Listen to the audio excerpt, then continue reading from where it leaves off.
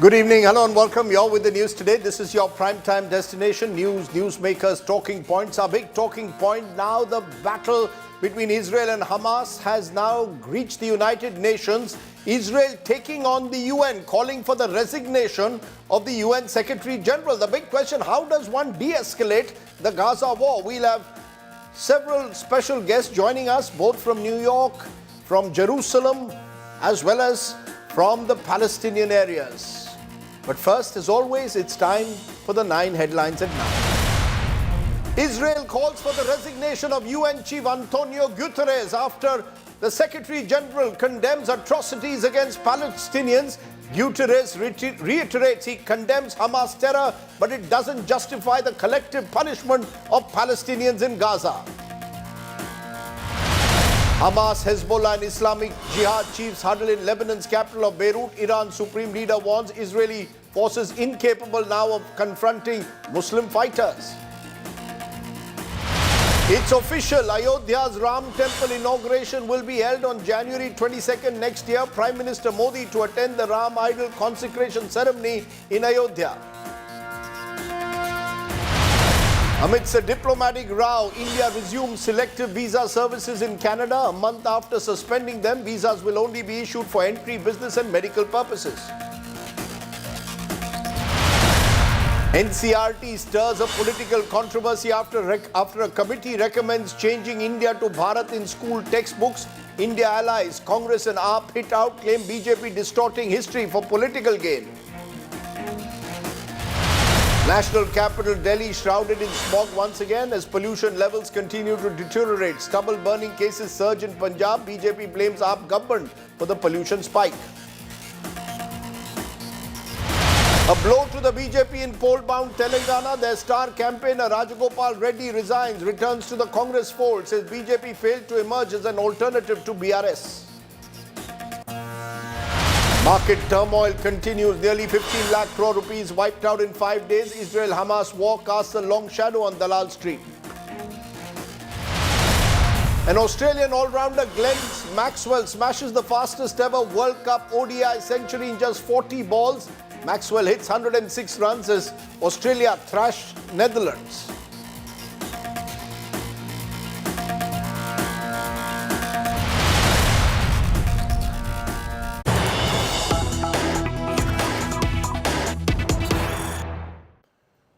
But tonight's breaking news that's coming in at the moment, the Ram Mandir inauguration will now take place on the 22nd of January. It's official now. The Prime Minister will attend the Ram idol consecration ceremony in Ayodhya. Prime Minister Modi has tweeted and said, "It is my good fortune that in my lifetime I will witness this historic occasion." So that's now confirmed that on the 22nd of January, the Ram Mandir official inauguration will take place in Ayodhya with the Prime Minister in attendance. Joining me now, Nipendra Mishra, Chairman Sri Ram Janmabhoomi Trust. Appreciate your joining us, Mr. Mishra. We can see those pictures of you along with various sons meeting the Prime Minister. Can you give us more details of what is planned on the 22nd of January? Thank you, Rajdeep, for giving me this opportunity. First, let me tell you that 4 members of the trust, including Mr. Champat Rai, Swami Govind Devgiri, and Vishwa Prasanna Tees of Udupi, including myself, we all were given time in the afternoon today. We called on the Prime Minister and renewed our invitation to him. He was kind enough to accept, and he is going to come. And the consecration, as you just now mentioned, is at 12:30. But this is a very elaborate, let us say, the celebration, but more important than that is the religious ceremony. The ceremony starts from 15th of January. There will be various prayers relating to Lord, ultimately culminating to the consecration. But may I ask you this, Mr. Mishra, when you say various ceremonies, you say there will be religious ceremonies, there will be those, because this next year is an election year, who will wonder whether you are only inviting Prime Minister Modi, will you also invite leaders from different parties? Will this be seen as a political event or is it purely a religious event? It is an event where we are, in a way, addressing the long-awaited expectation getting fulfilled of the citizens of the country. There is no politics in it. We are not inviting political leaders.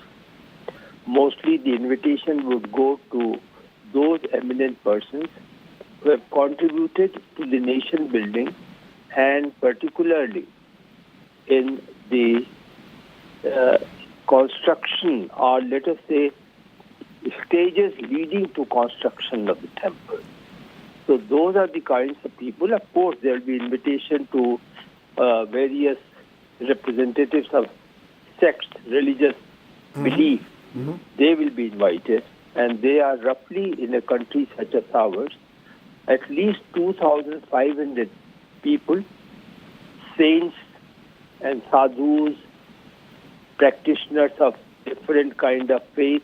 They will all be invited to this occasion. Will you invite, are you planning to invite any other political party leaders as well, or will this be largely only the Prime Minister and the other guests that you just mentioned? The invitation would be restricted. If you are talking of political persons, I think it would be restricted to the Prime Minister, the Chief Minister of Uttar Pradesh, and Governor of Uttar Pradesh. No other invitation is being extended to political personalities. And just one final question. You said that the pujas and the religious ceremonies will start on the 15th, will conclude on the 22nd. 22nd effectively will be the conclusion of what starts on the 15th, and then will the temple be open to all devotees after the 22nd? Yeah, you are right.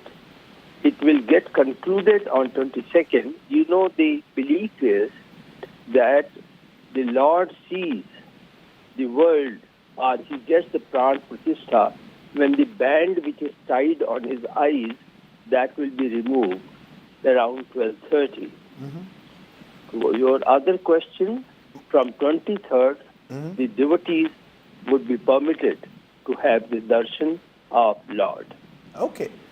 Nipendra Mishra ji, for joining us and telling us that it is now official that 22nd will be the inauguration or the consecration of the idol at the Ram Mandir, followed by which devotees from the 23rd will be allowed for darshan. You are telling us the Prime Minister, UP Chief Minister and the Governor will be the three political, in a way, dignitaries invited. Thank you very much for speaking to me and giving us those details. Appreciate it. Thank you. Okay, so Nipendra Mishra there announcing in a way that the Ram Mandir run up to 2024 elections.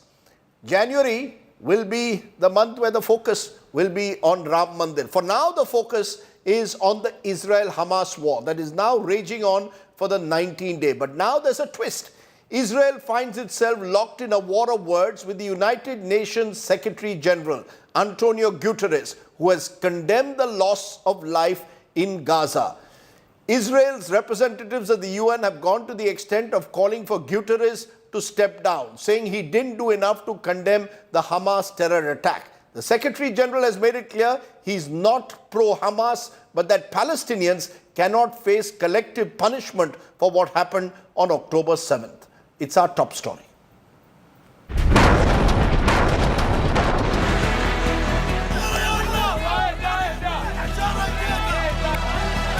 Israel's war on Hamas has sparked a showdown at the United Nations, where a divided world is sparring over the bombardment of Gaza Strip that has killed and displaced thousands of civilians.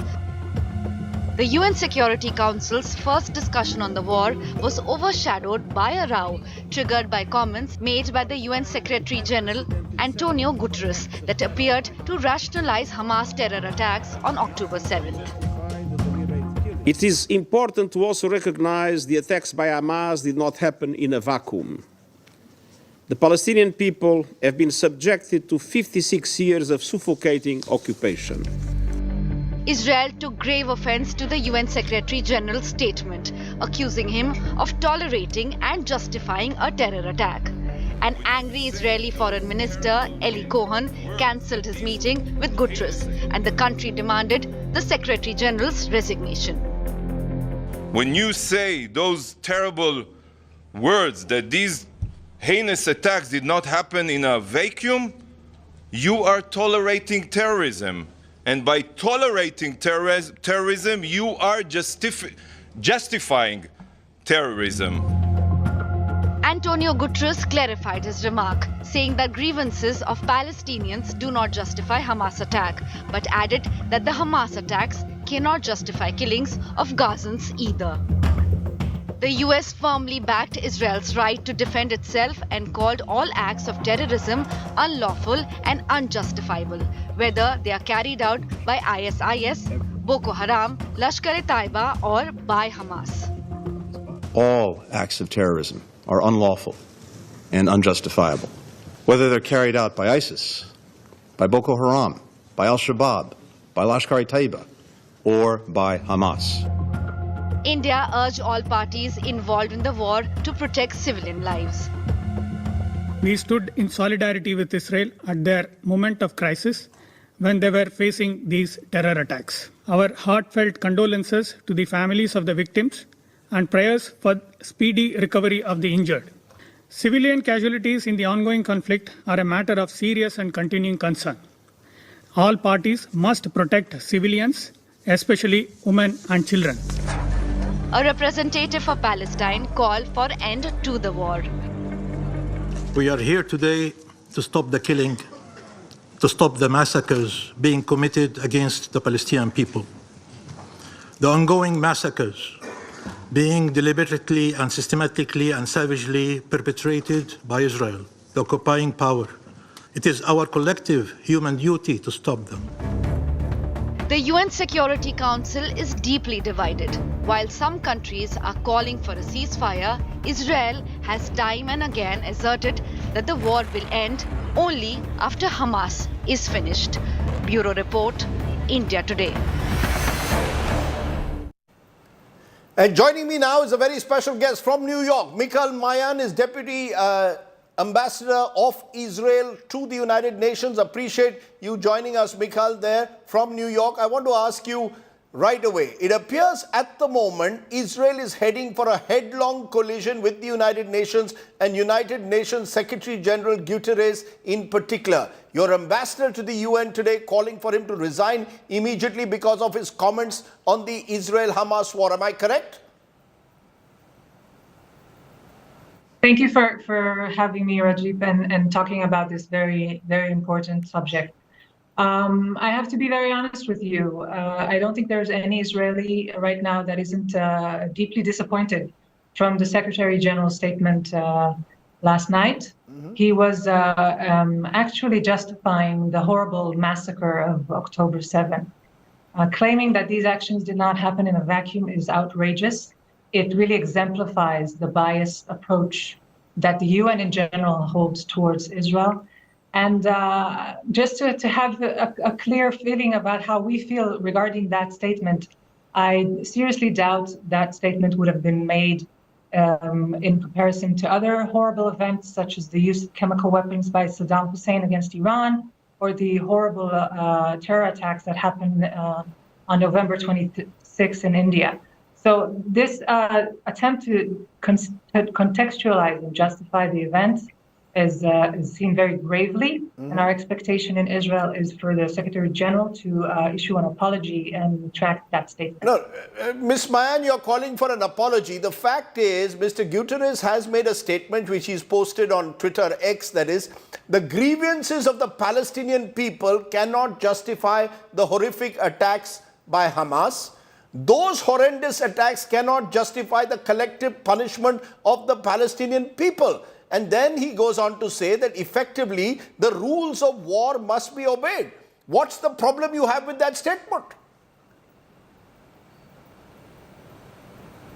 Yes, but again, I think this is another example of a narrative that is being portrayed by the Secretary General and by the UN. Israel is at war. We are at war with a terrorist organization, which is Hamas. And the fact that the Secretary General cannot put the responsibility on the war, on the suffering of civilians, both on the Israeli side and the Palestinian side, on the Hamas terrorist organization, is a problem when approaching the situation and the conflict we're having right now. So, of course, he had some strong statements, and he began his statement by saying that there is no possible way to justify these events. But then he continued with that very poorly choice of words about the events not happening in a vacuum. And again, we expect Secretary General to really retract that statement and show Israel that the UN and himself are not holding this really horrible narrative regarding the horrible massacre that happened on October 7th. Ma'am, I don't think that is just Guterres' narrative. A number of world leaders, with due regard, are saying, yes, what Hamas did on October 7th is terrible, is brutal. Israel has every right to self-defense. But that does not justify the collective punishment of the Palestinian people with the kind of bombing that's going on. Some reports suggesting more than 3,000 people have been killed already. It's not just the UN Secretary General. There are a number of people saying that what happened leading to loss of lives in Israel is terrible. But what is happening now is also terrible. Will Israel accept that reality or live in denial?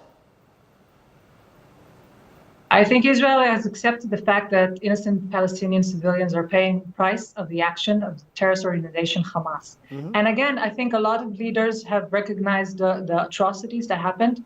Some leaders, unfortunately, a lot of the leaders in the Arab world and in the Middle East have not yet condemned these actions, have only spoken up when civilian Palestinians have suffered from the terror that Hamas is inflicting on the region.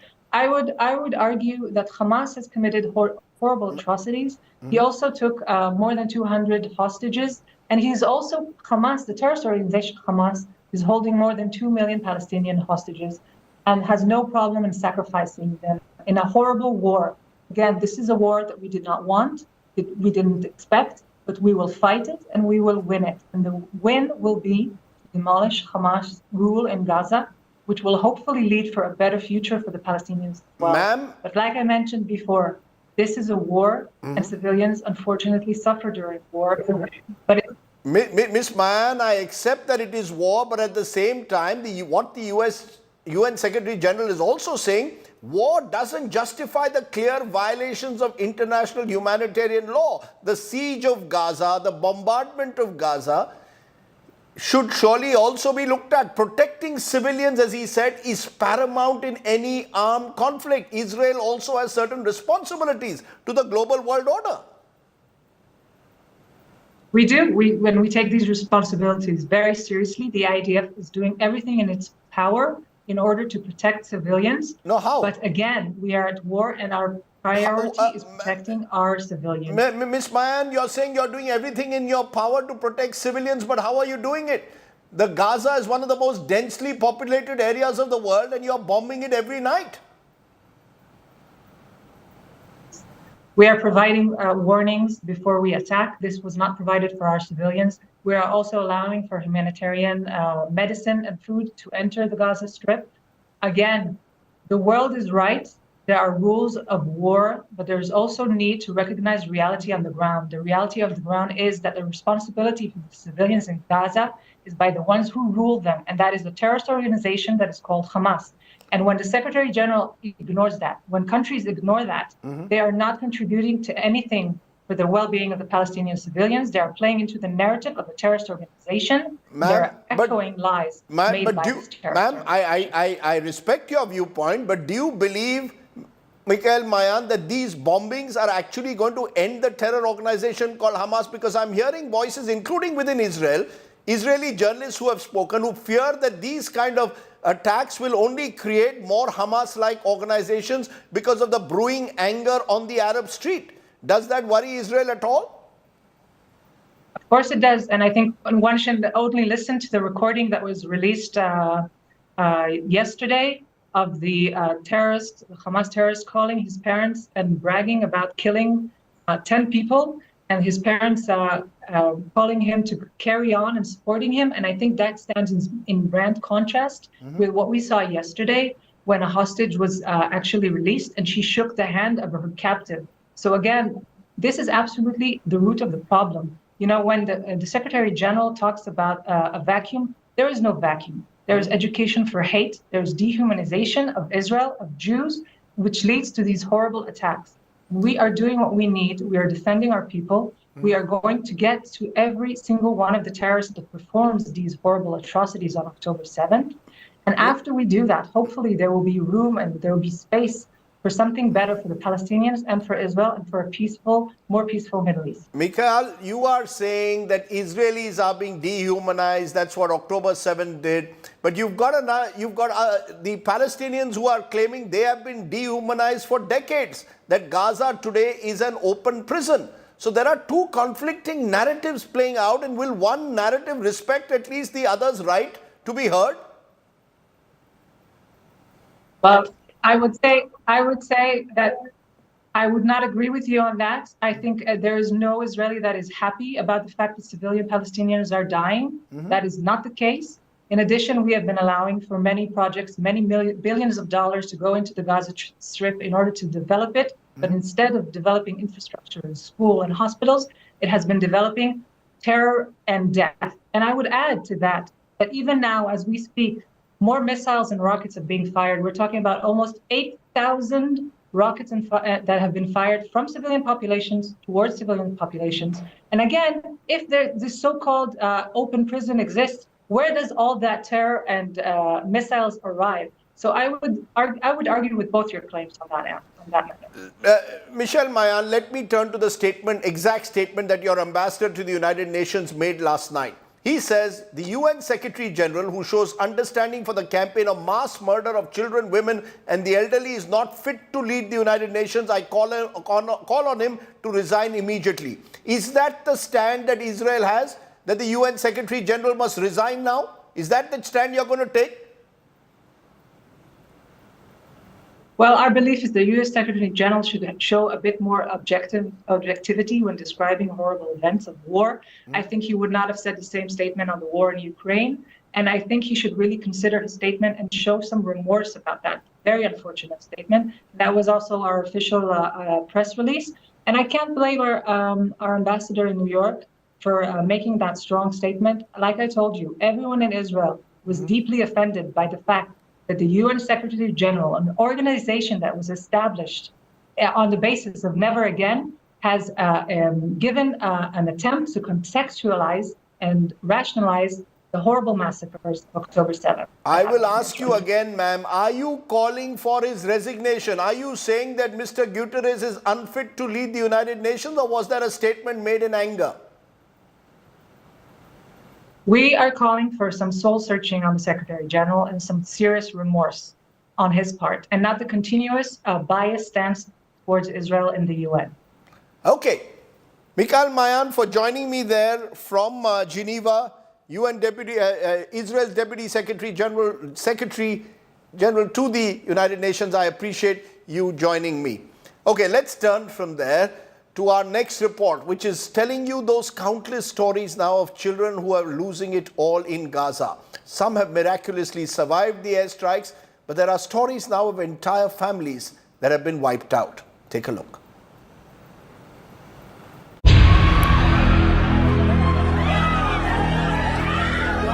Heartbreaking images continue to pour in from Gaza, of houses destroyed, of families broken apart.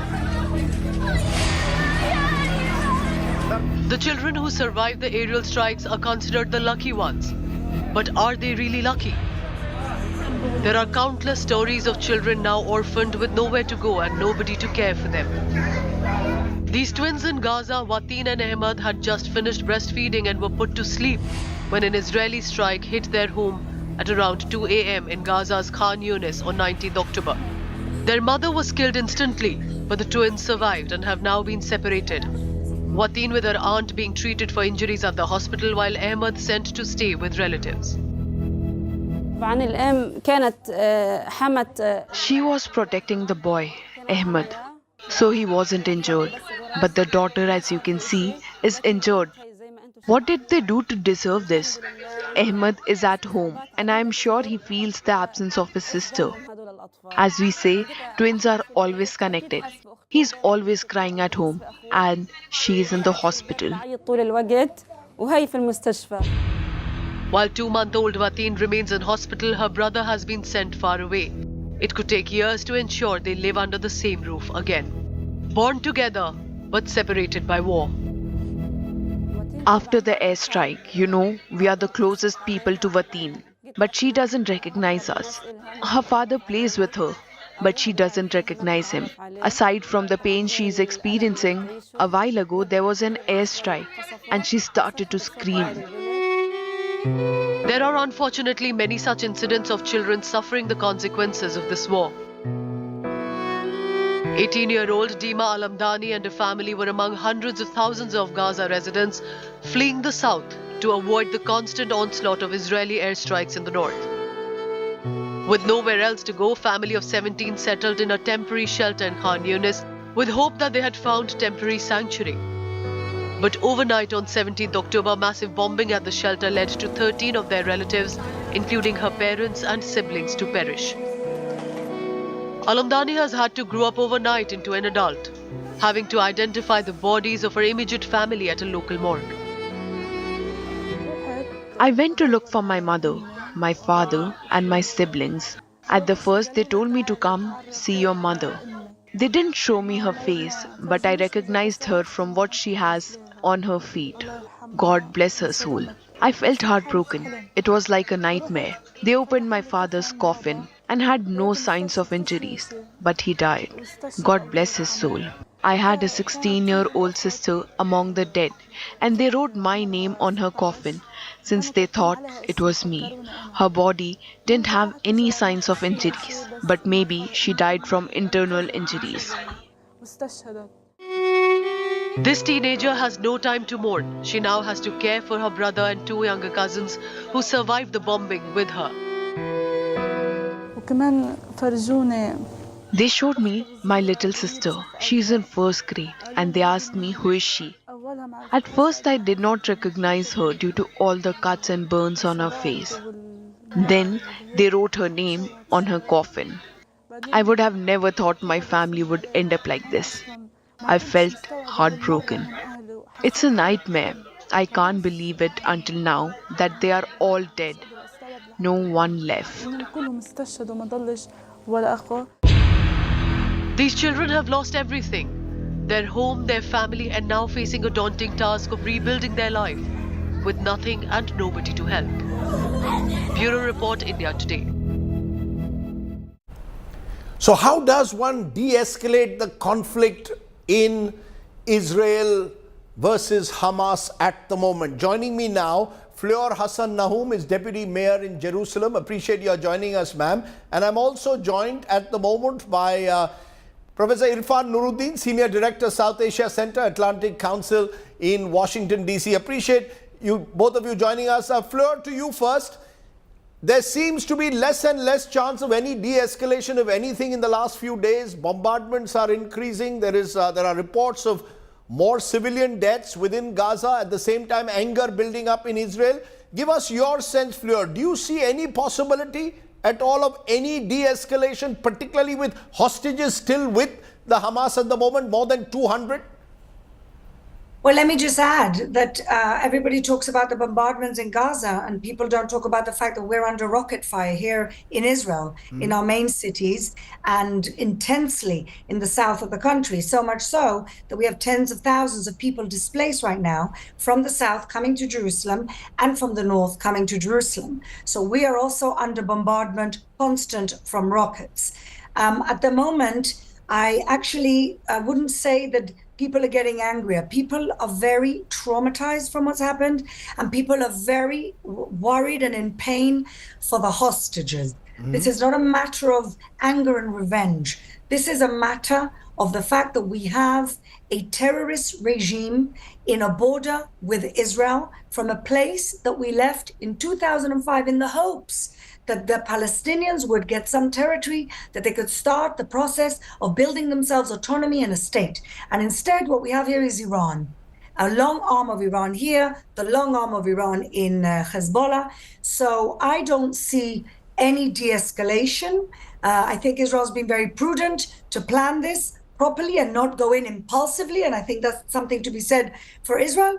And I think that many of the big world powers understand that it's not just a question of de-escalation or escalation. It's a question of the expansion of this as a regional conflict, because what we really have here is Iran playing a very dangerous game of chess, not just with the region, but with the world. So what you seem to be suggesting, since you've referred to Iran, you've referred to Hezbollah, is actually far from de-escalation. You see this war now being fought on more than one front. Doesn't that worry you, given the fact, again, that I repeat, there are more than 200 hostages still being held by Hamas? Shouldn't that be the priority at the moment for the Israeli government above all else? Absolutely. I couldn't agree with you more. As a mother of 4 children, I two of the mothers, one of them who has a child as a hostage. He's 23 years old, and his name is Hirsch Goldberg Poland. She's my friend, and we're family friends. And I know another mother who's got 2 little boys, 12 and 16, in there, and they haven't heard a thing. They don't know whether they're alive or dead. So for me, as a mother and as a leader, of course, the hostages is the most important thing. But you have to understand that we can no longer allow for a terrorist regime that doesn't just terrorize us. It's in their charter. They want to destroy us. It's existential for us to get rid of them. But they also endanger their own people. You know, I'm coming back to you, Fleur, in a moment, because the fact is, a public opinion at the moment seems to be getting sharply divided, Professor Nuruddin. There are those who are saying, look at what is happening in Gaza, the bombardment, deaths toll crossing 2,000, 3,000 according to some figures, civilians there being killed. Do you see a de-escalation at all, or do you think now it's spiraled out of control? As Fleur was saying, the Israeli worry is that there is an Iranian hand behind this, and therefore they will perforce have to expand the arena of this conflict. So 2 different parts to this. One is the question about where does Iran fit into this and whether that leads to a regional conflict, which would be disastrous for the world. Let's imagine that that is something that nobody, not the Iranians, not the Israelis, definitely not the Americans and the Europeans want. And so I think you're going to see a lot of back channel already started, but really trying to make sure that whatever escalation occurs stays bilateral between Hamas and the Israeli government and tries to avoid any spillover over regional. Whether we can pull that off is a different question. On the question of what happens in the immediate in Gaza, I think I agree with the deputy mayor. I think, this could have been a very different story had the Israeli government gone in with ground troops a week and a half ago, when that was quite possibility. So this aerial bombardment, as horrific as the consequences are on the ground, bombs fall, people die, is still a chance. It gives us a window in which to continue to negotiate. There have been hostages released. Let's hope that we can continue to do that and that we can avoid the worst kind of consequences of an all-out ground invasion. That said, I mean, the public opinion question is a challenging one. The sympathy for Israel in the immediate aftermath of what happened with the Hamas's absolutely unconscionable, abominable attack on innocent citizens had shifted world opinion firmly over to Israel's side. That remains. But I think with each passing day, the question of what is the real plan for Gaza, can this be executed without incredible loss of civilian life among the Palestinian population, means that equation begins to shift. Right. And I think Israel, I don't envy anyone. I have my sympathies to everyone living in that country right now. I feel that trauma. But I think the question is, how do you negotiate a moment in which the world recognizes Hamas for what it is, without losing that popular sympathy in the world? And I think a ground invasion with the casualties that would inevitably come from that risks losing all that goodwill that Israel currently enjoys. Fleur, what the solution is, I don't know. Fleur, is that the way you also see it? That the first challenge is to get the hostages back safely. We've had 4 hostages, 2 Americans, 2 Israelis being returned safely. Do you believe that's far better than any possibility of a ground invasion, which could involve a much larger loss of life? And that's the last thing we want to see. So, yes, it's happened before. There have been ground invasions of Gaza. But your sense, is there a firmness that first get the hostages out at all costs? I would hope so. Look, I'm not a member of the Security Cabinet, so I can't tell you. I can tell you what the public opinion is, and I can tell you what the leaders that I speak to are saying. And for us, of course, the hostages are key, but equally, we are determined not to allow Hamas rule to continue in the Gaza Strip. I think they know that, and I think the world knows that Israel can no longer stand and pay sort of money through Qatar to buy a year of peace or buy a year of quiet. Those days when they bombard our cities in the south of Israel, there's a whole entire generation of kids who've grown up with rockets and running to shelters. I think this attack has basically made that no longer feasible. So whatever the outcome is, and I really do hope that they prioritize the hostages for us. Every life is, an entire world. Israel's a small country. Everybody knows somebody affected. Everybody knows somebody who's died. It's really awful right now, the trauma that the country is going through, the pain that we're going through. I've never felt this pain here before, and I've been here for quite a while. But equally as determined, whatever happened and in whatever order, is that Hamas can no longer continue to rule Gaza. But where does that leave Netanyahu himself, Fleur Hassan? Because there's a sense that Mr. Netanyahu now is looking for his political survival as well, given the huge security lapse that resulted in this terrible, barbaric Hamas attack. So when a leader is looking at political survival, he can sometimes take the wrong decisions. Well, all I can tell you is that we're so busy dealing with this war, with the displaced people, with the traumatized children, with the sick people in hospitals, injured, that I think that in Israel, after the unity government, there's now a feeling that we'll deal with all that when this nightmare is over. And whoever needs to be investigated, whoever needs to be in front of some type of inquiry will do so after the war is over. We do not have the bandwidth to deal with that right now. But a ground offensive, is that inevitable according to you? Or if the hostages are released safely, there is still a possibility of a de-escalation? If the Hamas tomorrow was to release all the hostages, is there any possibility then of a de-escalation? Well, again, like I said earlier, I think that Israel now has actually realized that they can no longer, that the Hamas regime in Gaza is no longer viable for us to live next to.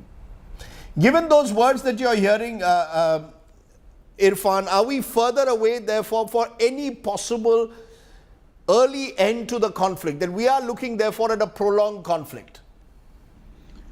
Well, I think if the deputy mayor's sentiment encapsulates what is the general sentiment, then yeah, we're in for a very long and ugly few months, right? A version of the world in which Hamas rule in the Gaza Strip is seen as being the red line. You simply cannot have that.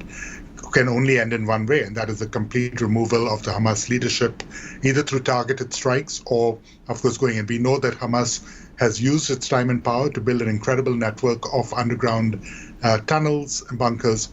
They are using their own citizens as human shields, in effect, right? It's a very densely populated plot of land. So if it is really that the only way this ends is with Hamas fully out of power and fully decapitated effectively, the only. But every Palestinian, with due regard, Irfan, every Palestinian is not Hamas. And the tragedy is that there are innocent people who have nothing to do with Hamas who are going to lose their lives then, if we are talking about prolonged conflict. And that is exactly right. I mean, so the challenge over here is, in fact, that because of the nature of the politics in the Gaza Strip and because of the nature of the urban density of that region, any action Israel takes has to walk the line between collective punishment of a population that is, as the deputy mayor, I think very charitably said, is also being held hostage effectively by the Hamas leadership and targeting the Hamas leadership itself. So it's a lose-lose in that the only way to get rid of Hamas is to sort of deal with the Gaza Strip, and then a lot of innocent lives are lost. But to leave them in place might be seen as unacceptable. I would like to believe that there is a compromise in there, and over the next couple of weeks, the politics is the art of possible, right? So what are the negotiations and conversations happening behind the scenes that might allow for some way for Israel to save face, to feel like they've defended their territorial integrity, defended their people, and also defanging and really sort of, crippling Hamas's ability to continue to lead. But whether that can be done, Rajdeep, requires a lot of other regional actors to step up and sort of take responsibility for saying it's partly our job to help de-escalate this. The Turkish Prime Minister made comments just yesterday in Parliament that are not helpful in this situation, essentially legitimizing and defending Turkey. But, where does India stand in this situation? What can we be doing? Why is this all falling on Doha and Qatar to try and be the back channel? So we need other actors to step up and help find a way to make this hopefully end in a way that minimizes the loss of innocent life. One final word from you, Flo Hassan Nahum. Is there a recognition within Israel that not every Palestinian is Hamas? And the belief that and they've got to recognize that and make that distinction much more sharply to ensure that Palestinians do not end up becoming even more angry and outraged with what they feel has been an open prison. That's their view, that Gaza has been an open prison. They've been treated as second-class citizens and dehumanized for much too long. I don't understand where that comes from. It's obviously the brainwashing of Hamas, because like I said, we left in 2005. We are not occupying the Gaza Strip. Now, the fact that Fatah originally took power and then Hamas took power from Fatah and ended up killing half of the people of Fatah in the Gaza Strip, I don't think can also be blamed on Israel. It seems that everything that the leaders over there don't want to take responsibility for, it's just much simpler to blame Israel. We left in the hope that they would develop something. They could have developed Dubai, and they developed Beirut because, of course, they picked the genocidal partners that we have in the region. And so, the constant brainwashing that goes on there, the constant teaching of hatred that goes on there is a big part of the story. And the whole world is responsible for really helping fund an educational system through the UN that is teaching this hatred. But putting that aside, Gaza at the moment is unfortunately a very intricate web of military terrorism infrastructure that has been weaved into the civilian population, like the professor says, in order to make them into human shields. And it's a very, very difficult thing. And even with that, Israel warned the north of Gaza to move so that they could get rid of the infrastructure there. We are constantly looking to minimize civilian loss. That is not our objective, as opposed to their objective, which is only civilian loss. They're cowards. They don't want to fight our soldiers. What they want to do is kill babies. And so, unfortunately, in every conflict, in every war, there are innocent, killed, and injured. That is not our objective. We will do the maximum we can do. We're already doing the maximum that we can do. And, even when you look at this war as a civilizational clash, which I believe it is, because it's really Iran using their proxies against the free world, and you look at the Second World War as an example, there's a lot of German innocent lives that were also lost in order for the Allies to win and for the world to look the way that it looks today, rather than under a Nazi occupation and regime. And so we have to see this on a little bit of a wider lens and pray for the least possible casualties that we can on all sides. Flo Hassan Nahum, Deputy Mayor Jerusalem, Irfan Nuruddin joining us there from Washington, D.C. Appreciate getting your perspectives, insightful perspectives here tonight. Thank you so much. Let's take a break. When we return, we'll turn to our other news stories, including Get Real India. Tonight, it comes from Ujjain in Madhya Pradesh. She was raped, paraded naked, and now faces stigmatization and little support. We'll tell you the story of Ujjain.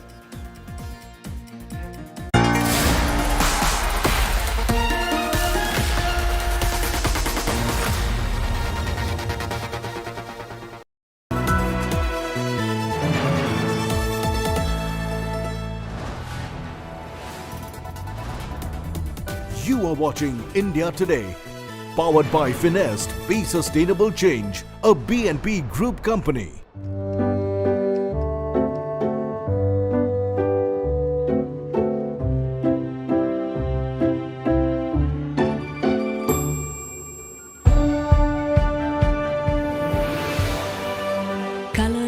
Cola makes you wish everything was as vibrant.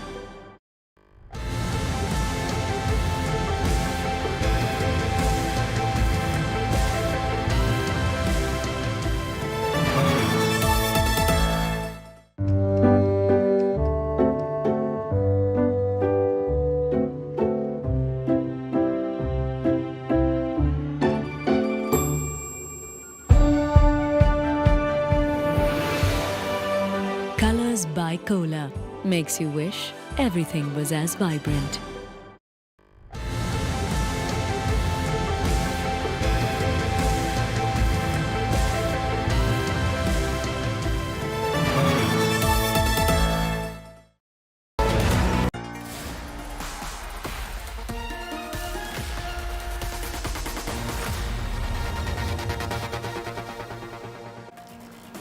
Welcome back. Let's turn to tonight's Get Real India story. A horrific video, remember, had surfaced a few months ago of a minor girl walking semi-naked and bleeding on the streets of Madhya Pradesh's Ujjain. Now the rape survivor's family story has taken a twist. The family claimed that the Madhya Pradesh government was lax in providing relief. The Madhya Pradesh government, which is facing a big election in a few weeks, has denied the charge and claims that all payments have been made. Take a look at tonight's Get Real India story. A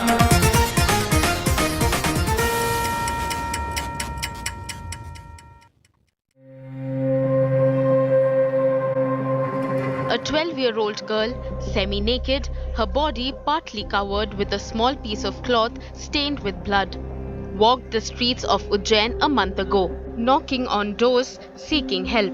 These heartbreaking images from Madhya Pradesh's Ujjain shocked the entire nation. A month later, the survivor's father claims the family is yet to get any help from the Shivraj Singh Chauhan government. हमको कोई जानकारी ही नहीं मिली, हमको कोई बताया ही नहीं है, तो हम कहां से बोल देंगे कि हमको मिली है राशि. The Madhya Pradesh government has denied the charge. It claims a total of 4.5 lakh rupees, including 3 lakh from State Women and Child Development Department, has been deposited in the victim's grandfather's account. तो तकरीबन 4 लाख रुपए की सहायता राशि तो उनको उज्जैन और उनके दूसरे लोगों ने सहयोग किया है और 50,000 रुपए की नगद राशि तो क्लर्क साहब ने सैंक्शन किया. Now family says that after media pressure, they have received the money. Collector आए रहे. क्या बात हुई? मैडम भी आई थी.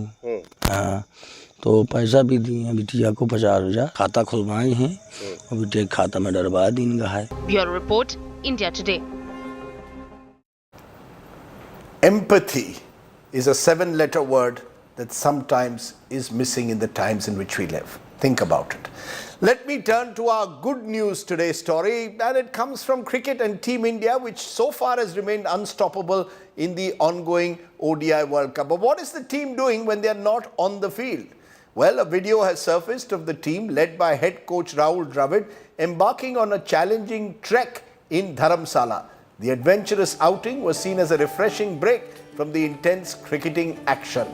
An opportunity for the players to connect with nature and rejuvenate. Take a look. Superb view coming here up to Triund. I think, yeah, just getting here, you know, you're going up the mountains and climbing, and it's a challenging trek, I must admit it. We are at Triund. We started from a place called Galu, which is beyond Maglodganj. You know, when you're climbing up and the last trek is little tricky, it's like last half an hour is little hard, but the moment it opens up, everything is worth it, I think. Once you come here, I mean, the views are breathtaking, spectacular. It's incredible, I think, terrific, you know, for the support staff to be able to come here. Just a great day out as well. Unfortunately, you can't bring the boys up here. It'd be too risky with walking on those stones, but hopefully one day when they're not playing, love for some of the boys to come here and experience this. We've got so many places that you know, that are so rich in nature and just diversity, and places that we can explore and still, you know, which are so beautiful and untouched. And I really hope that we keep it that way. But for hopefully that, you know, we can pass on to our next generations for them to enjoy and, come and have these walks. And I'd love my children to do this one day.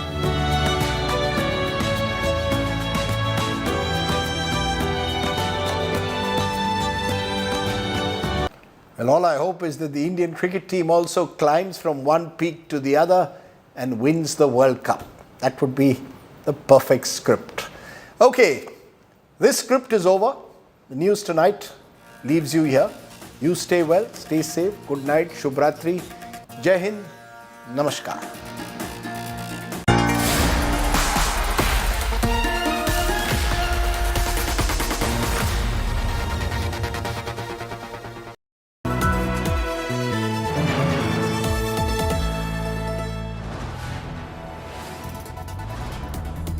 You are watching India Today, powered by Finest, Be Sustainable Change, a B&P Group company.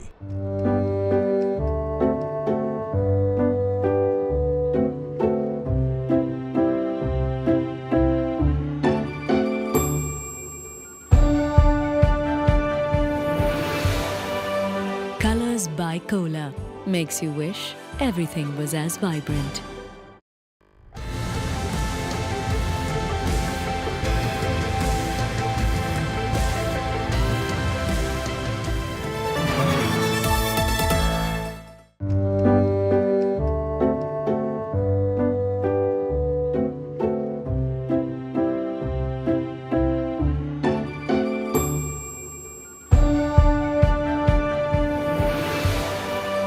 Colors by Cola makes you wish everything was as vibrant.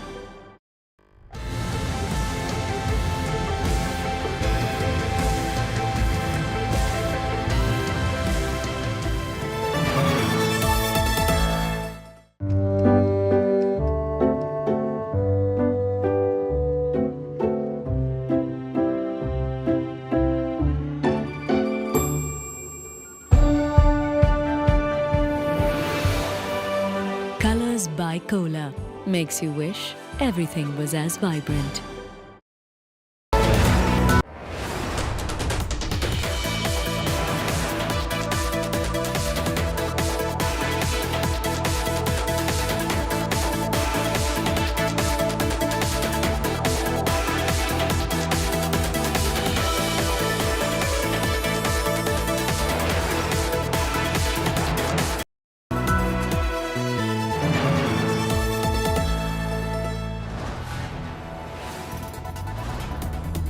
You are watching India Today, powered by Finest, Be Sustainable Change, a B&P Group company.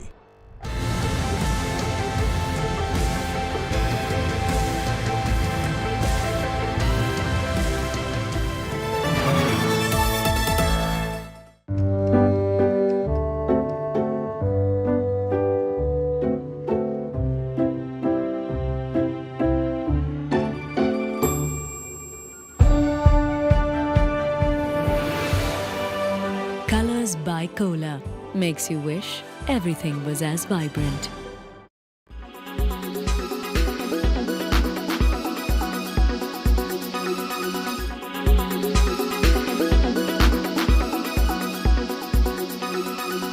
Make your media plan smarter with India Today Live TV on your connected devices. Amplify your brand with 100 million smart internet viewers. To advertise, mail us at sales@aajtak.com. From the rumbling Gaza frontline, Israel is not backing off, not even an inch, not even for a minute. to the first broadcast from the West Bank. India Today is reporting from Palestine, from the West Bank, and the situation remains extremely tense. From the exploding Israel-Hezbollah crossfire to the Viper's nest in Lebanon. You can see tracers going. Continuous fire, continuous. We report the Israel-Hamas war firsthand. Israel is regularly bombarding South Lebanon. India's most watched war reporters on India Today. So sorry.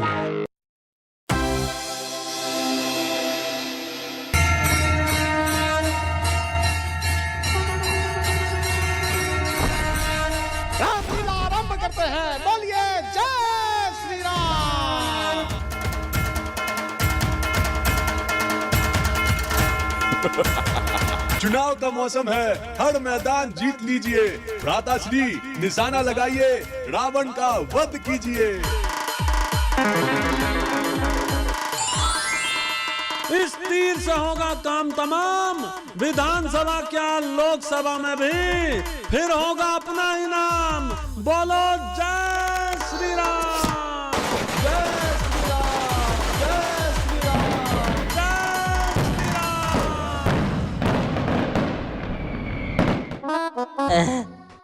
Good evening, viewers. Let's take a look at the weather report across the major cities this evening. Thiruvananthapuram is at 31 degrees Celsius with an AQI of 28. Mumbai is at 36 degrees Celsius with an AQI of 166. Panji is at 35 degrees Celsius with an AQI of 139. Ahmedabad is at 35 degrees Celsius with an AQI of 155. Bhopal is at 31 degrees Celsius with an AQI of 126. Jaipur is at 33 degrees Celsius with an AQI of 160. Delhi is at 31 degrees Celsius with an AQI of 206. Srinagar is at 21 degrees Celsius with AQI being 110. Lucknow is at 31 degrees Celsius with an AQI of 200. Patna is at 32 degrees Celsius with an AQI of 200. Kolkata is at 32 degrees Celsius with an AQI of 172. Hyderabad is at 32 degrees Celsius with an AQI of 109. Bangalore is at 31 degrees Celsius with an AQI of 121. Chennai is at 32 degrees Celsius with an AQI of 134. This is all we have for you in this segment. Hope wherever you are, you find favorable weather around you. Keep watching India Today for all the weather updates with me AI Sana all through the day. You are watching India Today. Powered by Finest, Be Sustainable Change, a BNP Group company. Extra taste from Indian Oil. Cello, रिश्ता जिंदगी भर का.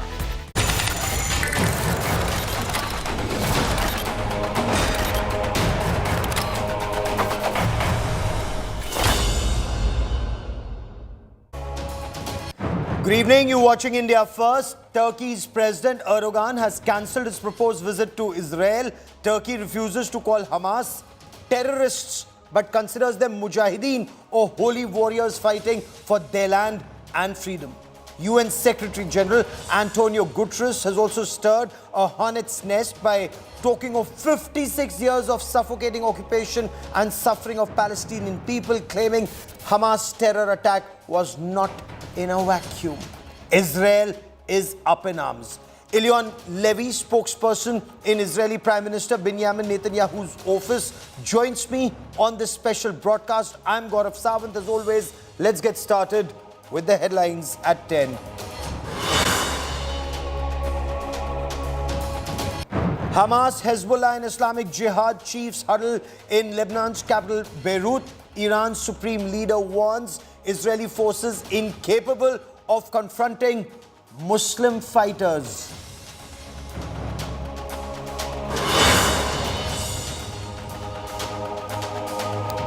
It's official. The Maryada Purushottam Sri Ram temple at Ayodhya will be inaugurated on the 22nd of January 2024. Prime Minister Narendra Modi will attend the installation of Maryada Purushottam Sri Ram's statue idol at the temple.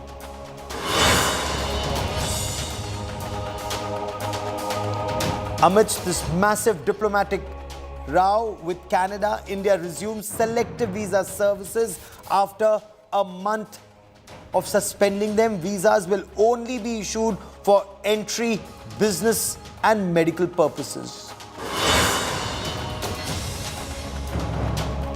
NCERT recommends changing India to Bharat in school textbooks. India allies, Congress and Aam Aadmi Party hit out, claim the BJP is distorting history for political gains. The National Capital Region is covered in smog once again. Pollution levels continue to deteriorate. Stubble burning cases surge in Punjab. BJP blames the Aam Aadmi Party government in Punjab for the spike in pollution.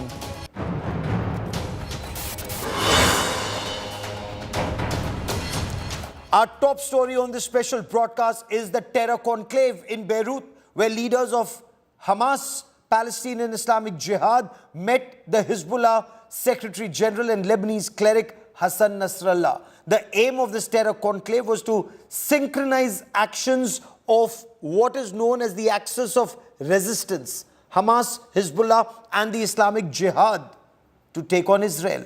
After 1,400 people were massacred in Israel on the 7th of October, the country is now fighting a war on multiple fronts, on ground and even in mind space. We get you more in this report.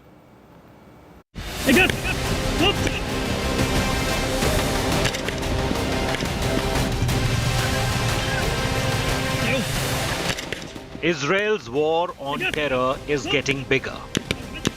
With Hezbollah on one side and Hamas and Islamic Jihad on the other, Tel Aviv is fighting a multi-front war. And the terror groups seem to be working in tandem. The head of Lebanon's terrorist organization Hezbollah met with top leaders of the Palestinian terror groups Hamas and Islamic Jihad on Wednesday.